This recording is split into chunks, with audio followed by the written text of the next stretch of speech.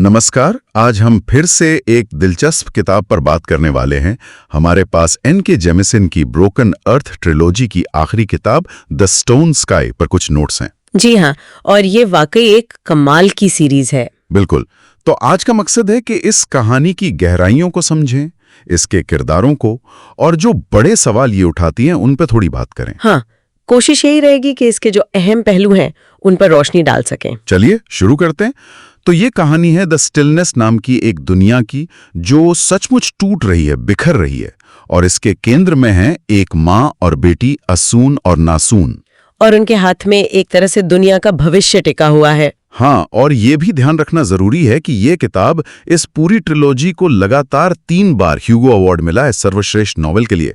ये फैंटेसी में बहुत बड़ी बात है ना? यकीनन ये एक ऐतिहासिक उपलब्धि है और ये दिखाता है कि कहानी में कितना दम है। सिर्फ जादू टोना नहीं, बल्कि बहुत कुछ और भी है। तो किरदारों पर आते हैं। एसुन, जो कहानी की मुख्य किरदारों में से एक है, उसके पास अब ओबेलिस्क गेट की जबरदस्त शक्ति आ गई है। हाँ, और उसका इरादा नेक है। वो दुनिया को बचाना चाहती है। ये जो सीजन्स आते हैं, भयानक किस्म के जलवायु परिवर्तन और भूकंप जो हजारों सालों से तबाही ला रहे हैं, उनसे। लेकिन इसमें एक बड़ा पेंच है। हाँ, जब भी वो इस शक्ति का इस्तेमाल करती है, वो धीरे धीरे पत्थर में बदल रही है।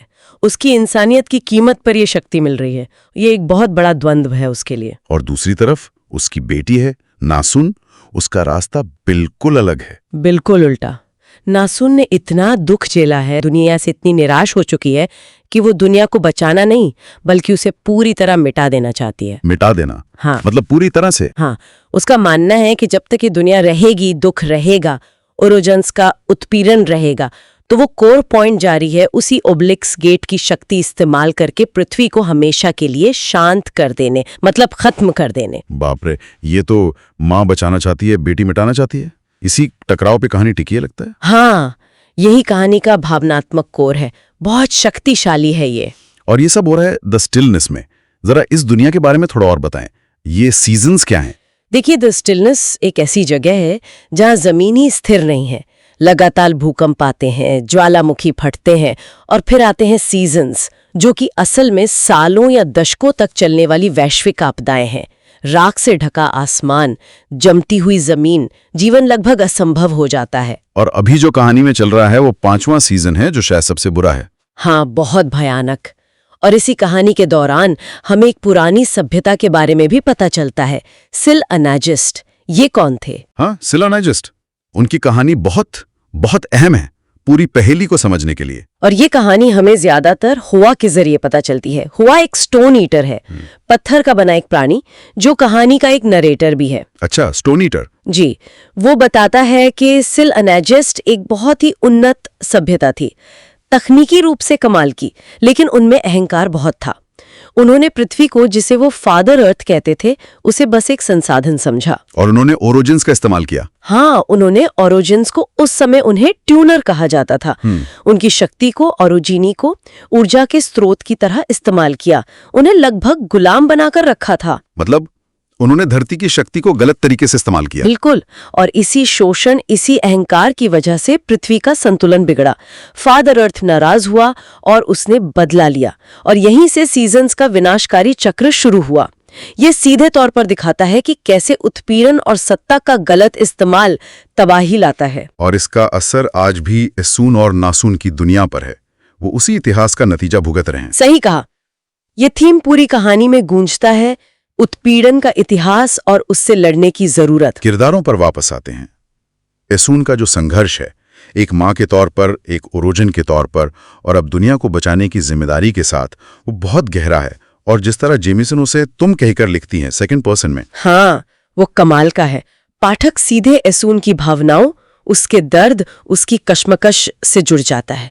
ऐसा लगता है जैसे ये सब हमारे साथ हो रहा है। और नासून का सफर, एक बच्ची जो भयानक सदमों से गुजरती है और फिर दुनिया को मिटाने का फैसला करती है, ये भी कुछ कम नहीं। नासून का किरदार बहुत जटिल है।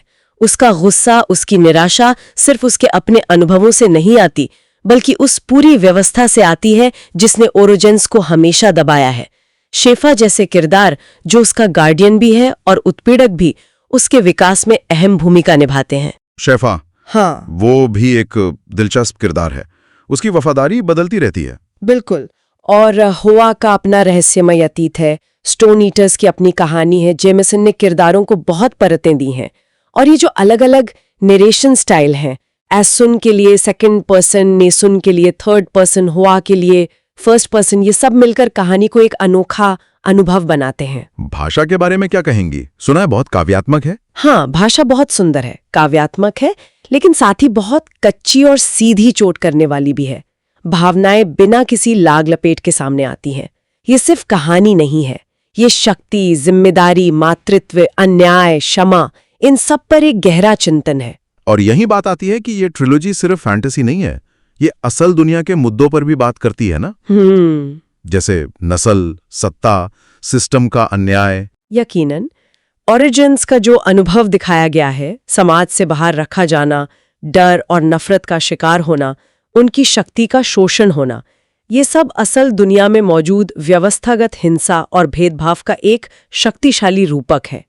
जेमिसन ने फैंटेसी जॉनर का इस्तेमाल बहुत गंभीर सामाजिक टिप्पणी करने के लिए किया है।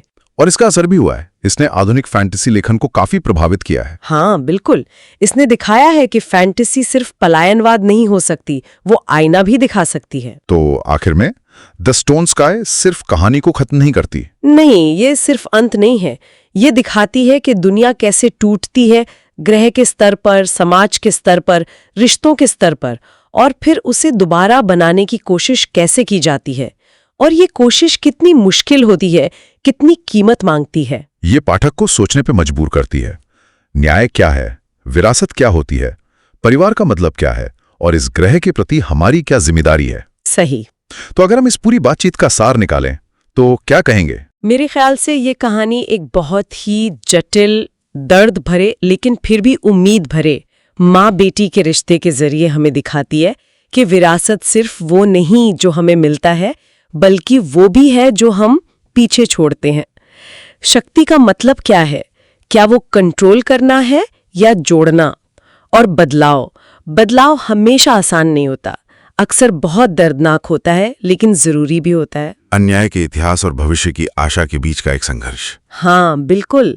और अंत में किताब एक सवाल पाठक के लिए छोड़ जाती है जो मुझे बहुत गहरा लगता है। क्या सवाल है वो? सवाल ये है कि अगर चुनाव आपके हाथ में हो, दुनिया को बचाने का या दुनिया को मिटा देने का, और दोनों ही रास्तों की अपनी अपनी भयानक कीमत हो, एक रास्ता शायद आपकी पहचान ही मिटा दे, आपको कुछ और बना दे, दूसरा रास्ता सब कुछ खत्म कर दे, तो आप क्या चुनेंगे और क्यों चुनेंगे? ये वाकई एक मुश्किल सवाल है। सोचने पर मजबूर करता है कि सही और गलत हमेशा इतने साफ नहीं होते। बिल्कुल। और यही इस किताब की खूबसूरती है। ये आसान जवाब नहीं देती, बल्कि गहरे सवाल पूछती है।